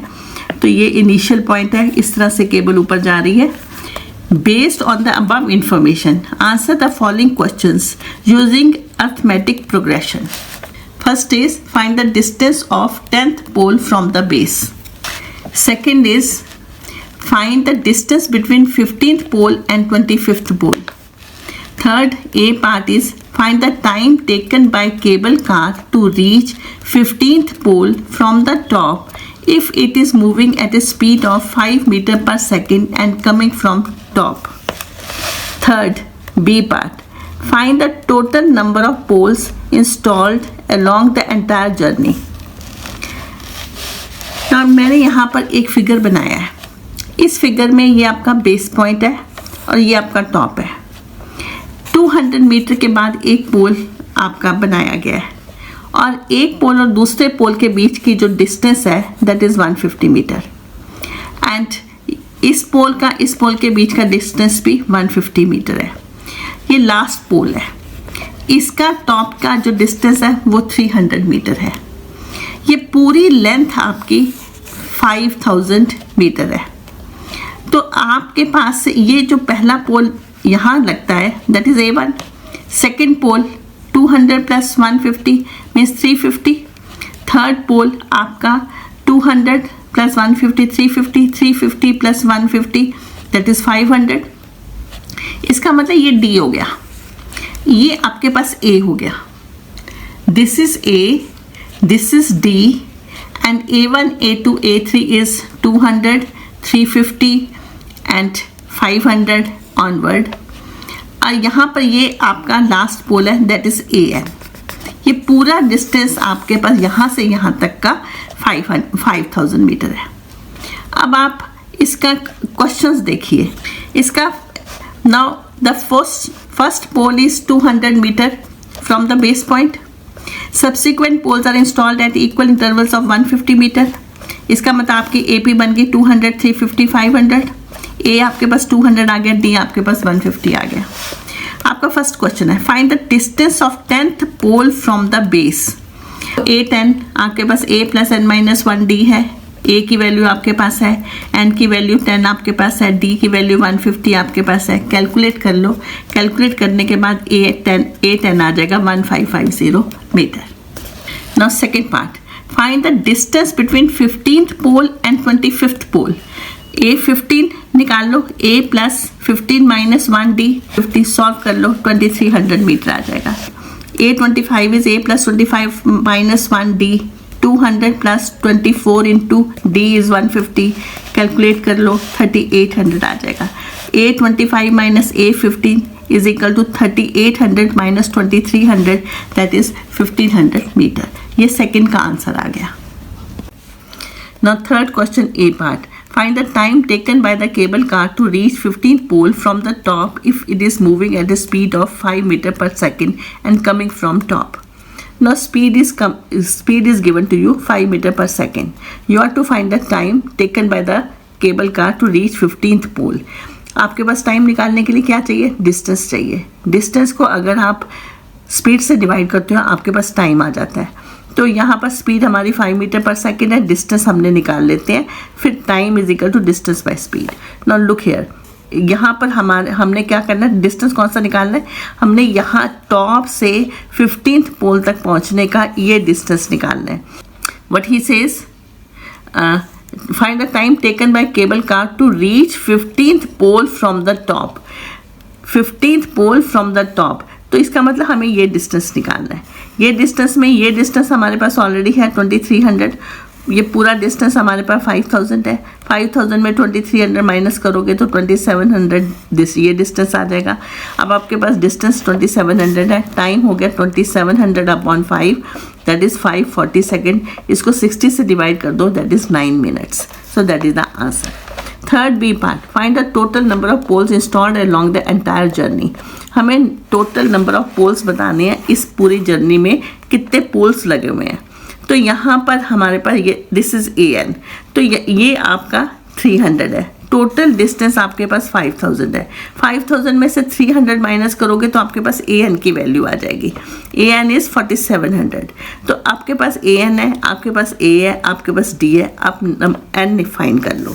तो यहाँ पर मैंने AN आपके पास 4700 आ गया, A 200 है, D 150 है. AN का फॉर्मूला लिखो, इसमें सब्सिट्यूट करो वैल्यूज़ को. वैल्यू सब्सिट्यूट करोगे आपके पास 4500 is equal to n-1 into 150 आ गया. n-1 is equal to 4500 upon 150, that is 30 is equal to n-1. So n की वैल्यू आपके पास आ जाएगी 30 + 1, so n is equal to 31. So that is the answer. तो total number of poles installed along the entire journey is 31. 38th question. A drone was used to facilitate movement of an ambulance on a straight highway to a point P on the ground where there was an accident. The ambulance was traveling at the speed of 60 km per hour. The drone stopped at the point Q, 100 meters vertically above the point P. The angle of depression of the ambulance was found to be 30 degrees at a particular instance. Based on the above information, answer the following questions.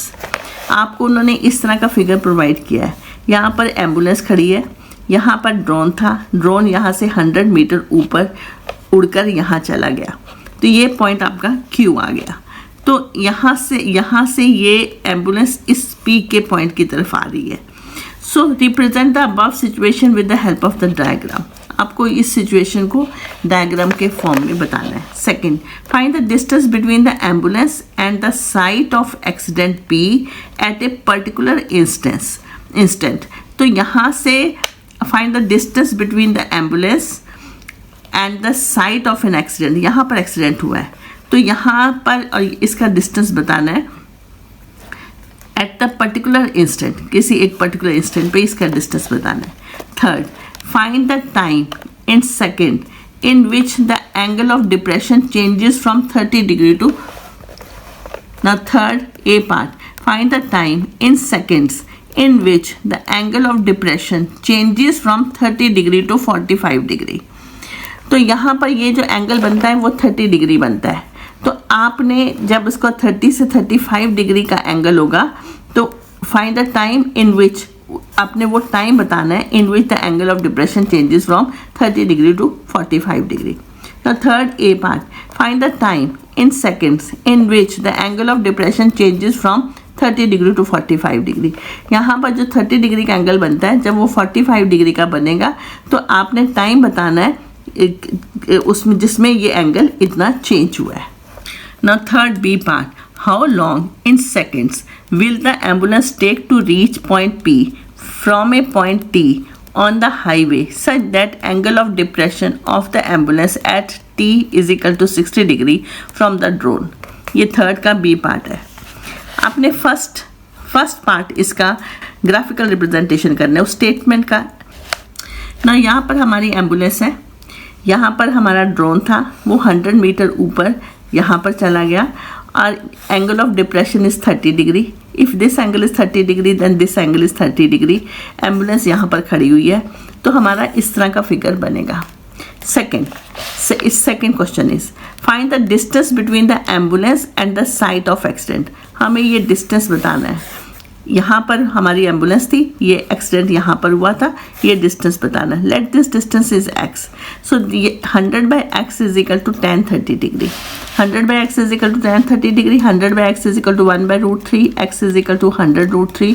100 into 1.73.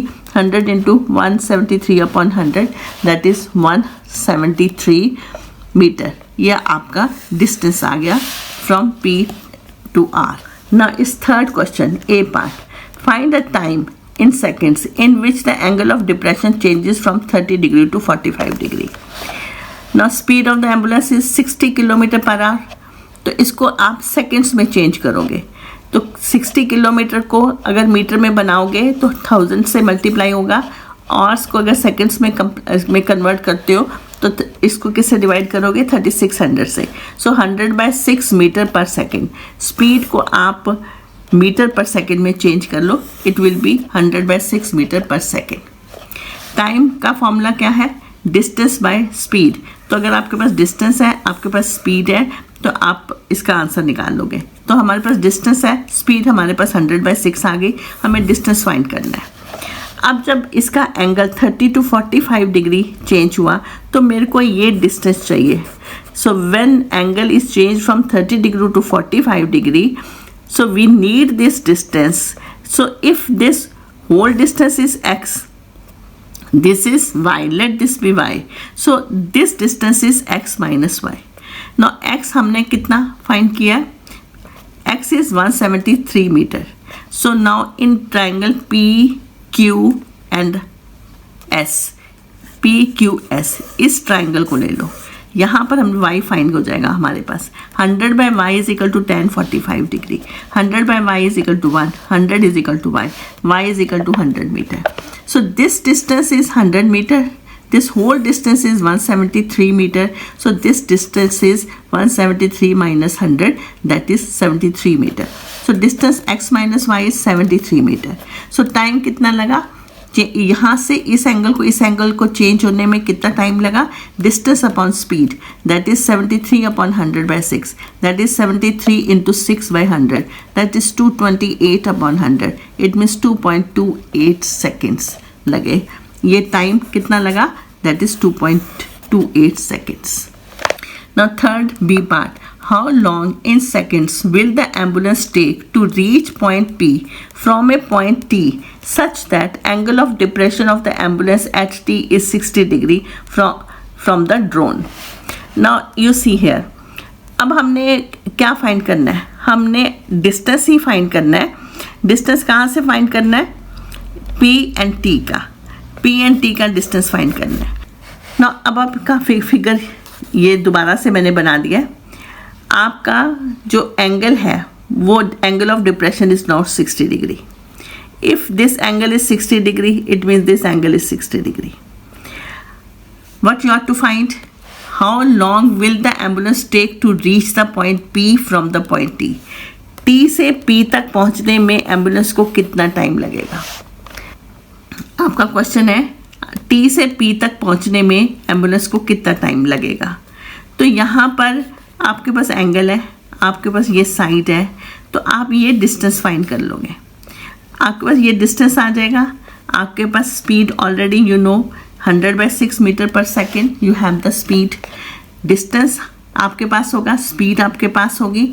आप divide करोगे तो time आपका आ जाएगा कि यहाँ से यहाँ पहुँचने में कितना टाइम लगा. Now PQ upon PT is equal to tan 60 degree. 100 upon PT is √3. PT is 100/√3. Rationalize कर लो, 100√3/3 आ जाएगा. Time is distance upon speed, that is 100√3/3 over 100/6. इसको कैलकुलेट कर लो, you will get 2√3 and इसको 2 इंटू 1.73 करोगे 3.46। इसका मतलब यहाँ से यहाँ पहुँचने में कितना टाइम लगा? 3.46 seconds. That is the answer.